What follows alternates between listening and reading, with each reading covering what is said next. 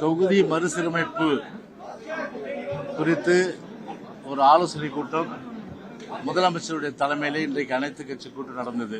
அனைத்து இந்திய அண்ணா திராவிட முன்னேற்ற கழகத்தின் சார்பில் கழக பொதுச் செயலாளருடைய மேலான அறிவுரையின்படி நானும் அதே போன்று நம்முடைய கழக வழக்கறிஞர் பிரிவு செயலாளர் அன்பு சகோதரி இன்பதுரை அவர்களும் இந்த கூட்டத்திலே கலந்து கொண்டோம். பொதுவாகவே இந்த டீலிமிட்டேஷன், அதாவது மக்கள் தொகை கணக்கெடுப்பு தொகுதி வரையறை செய்வது, அது 10 ஆண்டுகளுக்கு ஒரு முறை செய்ய வேண்டும். ஆனால் 2 முறை கான்ஸ்டிடியூஷனல் அமெண்ட்மெண்ட், அதாவது அரசமைப்பு சட்டம் திருத்தப்பட்டு தொகுதி மறுவரை செய்யல. அதே போல மக்கள் தொகை கணக்கெடுப்பு எடுக்கல. சமீபத்தில் தொகுதி மறுவரை 2026ஆம் ஆண்டு பொறுத்தவரை ஒரு அரசியலமைப்பு சட்டம் திருத்தப்பட்டு அதன் அடிப்படையில் ஃப்ரீஸ் பண்ணிட்டாங்க. அதாவது 2026 39 சீட்டுன்னு சொல்லிட்டு ஒவ்வொரு மாநிலத்திலையும் இருக்கிற சீட் அப்படியே இருக்கும். ஆனால் இப்போது நாங்கள் கேட்குற கேள்வி, ஒரு மத்திய அரசு கிட்ட இருந்து எந்த ஒரு தாக்கீதும் வரல. மத்திய அரசு கிட்ட எந்த ஒரு தாக்கீதும் வரல. மத்திய அரசு கிட்ட எந்த ஒரு தாக்கீதும் வரல. அதே போன்று தொகுதி மறுவரை செய்வதற்கு அதற்குண்டான நிதியம் ஒதுக்கப்படல. ஏதோ சத்தாங்க, அதுக்குண்டான நிதியம் ஒதுக்கப்படல. அதாவது மத்திய அரசு எந்த தாக்கீதுன்னு சொல்ல, தொகுதி மறுவரை செய்யல. 2026 வரல இந்த ஸ்டேட்டஸ் கோ மெயின்டைன் பண்ணப்படும் சொல்லிட்டு இருக்கிற ஒரு சூழ்நிலையில இன்னும் ஒரு தொகுதி மறுவரை செய்து மக்கள் தொகை கணக்கெடுக்குன்னா 3 வருஷம் ஆகும்.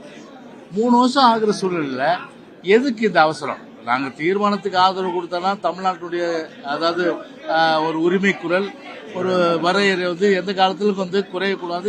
அனைத்து இந்திய அண்ணா திராவிட முன்னேற்ற கழகத்துடைய அந்த நிலைப்பாடை நாங்கள் எடுத்து சொன்னோம். அது ஒரு பக்கம். ஏன்னா இந்த உரிமையை நாங்கள் எந்த காலத்தில் விட மாட்டோம். ஆனால் உரிமையை பற்றி பேசுவதற்கு இந்த திமுக அரசுக்கு, குறிப்பாக முதலமைச்சராக உள்ள ஸ்டாலினுக்கு அதற்குண்டான முகாந்திரம் இருக்கின்றதா? இல்லை. ஆண்டாண்டு காலமாக தமிழ்நாட்டுடைய உரிமைகளை தாரை வைத்தது. கச்சத்தீவாக இருந்தாலும் சரி, இன்னைக்கு மீனவர் பார்த்தீங்கன்னா திருவோடு ஏந்தி போராடுறாங்க ராமேஸ்வரத்தில். அந்த உரிமையை மீட்பதற்கு எந்த நடவடிக்கை இல்லை. அதே போல காவிரி விவகாரத்தில் அதே போன்று பார்த்தீங்கன்னா நீட் ஒரு கையெழுத்திலே நீட்டை ஒழிச்சிடும்னு சொன்னாங்க. அது செங்கலை தூக்கிட்டு நம்ம உதயநிதி ஸ்டாலின் ஊரூரா தெரிஞ்சாரு. ஆனால் நீட்டுக்கு எந்தவித ஒரு அதாவது முடிவுக்கு கொண்டு வருவதற்கு நடவடிக்கை இல்லை.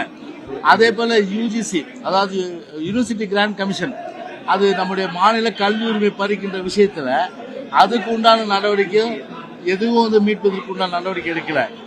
அதே போன்று இருமொழி கொள்கையிலையும் இது போன்ற ஒரு அட்டை வேடங்கள், அது போன்ற பல விஷயங்கள் எங்களால் சொல்ல முடியும். உதாரணத்துக்கு கல்வியை அன்றைக்கு ஒரு மாநில பட்டியலில் இருந்தது, அன்றைக்கு பொதுப்பட்டியல் கொண்டு போனாங்க. பொதுப்பட்டியல் கொண்டு போகும்போது அன்றைக்கு மத்தியில் 17 வருஷமா இருந்தாங்க ஆட்சியில். 17 வருஷமா இருந்த ஆட்சியில் இருந்தவங்க அதை நினைத்திருந்தால் மாநில பட்டியலில் சேர்த்து தான் நீட்டு போன்ற ஒரு கொடுமையான அரக்கன் தமிழ்நாட்டில் வந்திருக்க நியாயமில்லை. அதே போன்று நிதி பகிர்வில் மாநிலத்தில் பார்த்தீங்கன்னா வருகின்ற வருவாய் கொண்டு அதற்கேற்ற வகையில் நாம் நிதி பகிர்வு அளிக்க வேண்டும் என்ற வகையில் அதற்கேற்ற வகையில் சட்ட திருத்தம் கொண்டு வரணும். இப்போ உதாரணத்துக்கு சொல்றேன், 69% இடஒதுக்கீடு 96ஆம் ஆண்டு காலத்தில் இது புரட்சி தலைவி அம்மாவை பொறுத்தவரை அன்றைக்கு முதலமைச்சர் உச்ச நீதிமன்றம் ஒரு தீர்ப்பு விடுது 50% போகக்கூடாதுன்னு. நாங்கள் சும்மா இருந்தோமா? உடனே என்ன பண்ணோம்? பிரைம் சந்திச்சோம். 9வது கான்ஸ்டிடியூஷன் அமெண்ட்மெண்ட், அரசமைப்பு சட்டத்தை திருத்தணும். அதன் அடிப்படையில் பார்த்தா இன்னைக்கு 69% இடஒதுக்கீடு இன்னைக்கு இருக்குது. அதையே நான் மேலேயும் எங்களுடைய உரையிலே குறிப்பிட்டோம். அந்த மாதிரி உறுதியான ஒரு நடவடிக்கை எடுக்கணும். அப்படி எடுத்தாதான் இதை நம்ம தக்க வைக்க முடியும். ஆனால் இப்போது இருக்கின்ற அந்த சூழ்நிலையை பார்க்கும்போது ஒரு நாடகம், அதாவது கமலஹாசன் கூட வந்திருந்தாரு, அவருடைய பாடலே சொன்ன ஒரு நாடகம் அரங்கேறது, நல்ல காட்சி நடக்குதாமான்ற மாதிரி ஒரு நாடகம் தான் இன்னைக்கு அரங்கேற்று இருக்காங்க. ஆனா உண்மையிலேயே தமிழ்நாட்டில் எந்த அளவுக்கு ஒரு கடுமையான பாதிப்பு இருக்கும் அப்படின்றத உணர்ந்து இந்த அரசு இப்ப இந்த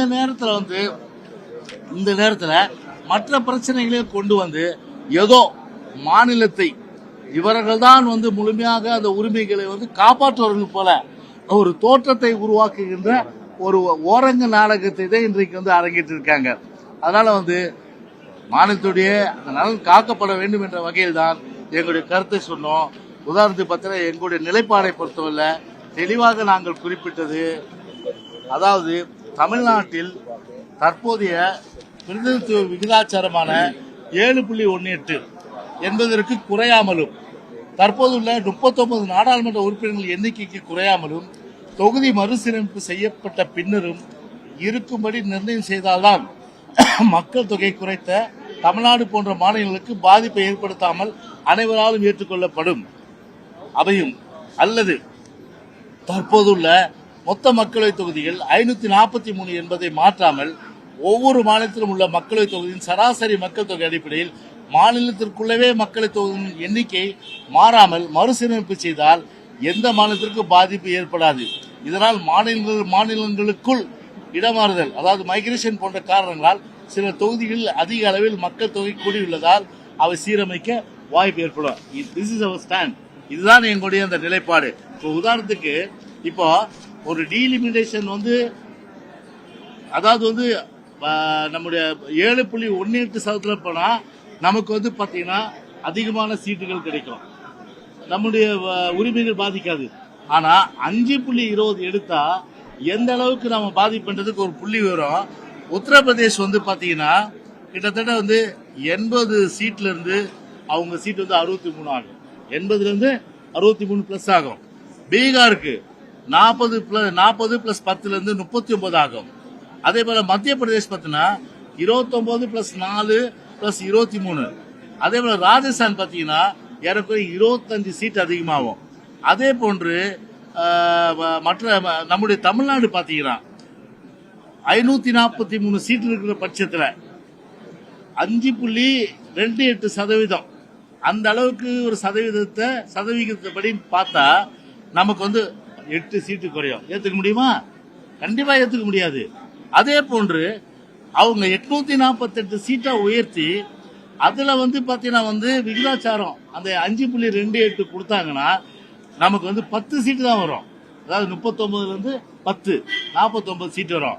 ஆனா 49 சீட்டு வந்தா இதே வந்து யாருக்கு உத்தரப்பிரதேசுக்கு 63 வரும், ராஜஸ்தானுக்கு பீகாருக்கு 39 வரும், மத்திய பிரதேசுக்கு வந்து 23 வரும், ராஜஸ்தானுக்கு வந்து 25 சீட்டு வரும். ஆனா நமக்கு எவ்வளவு வரும்? 10 தான் வரும்.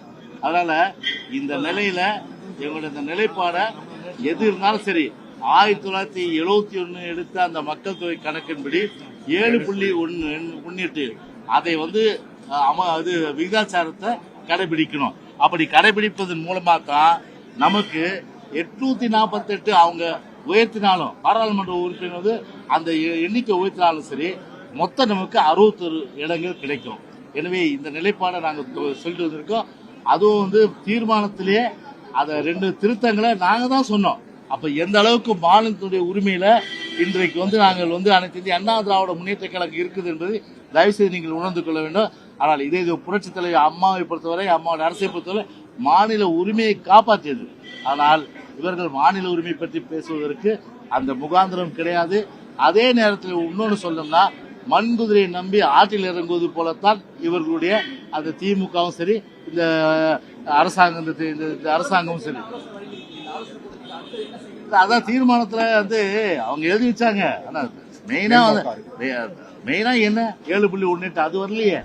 அது திருத்தம் கொண்டு சொன்னா அது அவரு உடனே முதலமைச்சர் பொறுத்தவரை அதிமுக ஜெயிக்குமா சொல்லியிருக்காரு. நான் திருத்தத்தை நாங்க ஏற்க சொல்லிட்டாரு. அதே போல என்ன சொல்ற 30 ஆண்டுகளுக்கு வந்து இதே நிலை தொடரலாம் அப்படின்னு ஒரு ஸ்டேட்டஸ் கோவா அப்படின்னு பார்த்தா அப்ப 2 தடவை வந்து கான்ஸ்டிடியூஷன் அமெண்ட்மெண்ட் கொண்டு வந்திருக்காங்க அரசமைப்பு திட்டத்தை. அப்ப அரசமைப்பு திட்டத்தை திருத்தணும் இல்லையா? அதை பாரத பிரதமர் வலியுறுத்துங்க. நீங்க நான் கேட்கிறேன் 39 MP இருக்கீங்க இல்லையா? அந்த 39 MP வச்சு இதெல்லாம் பேசலாமே. இது கூட்டம் வந்து இன்னைக்கு தேவைதானா? அதான் எங்க கேள்வி.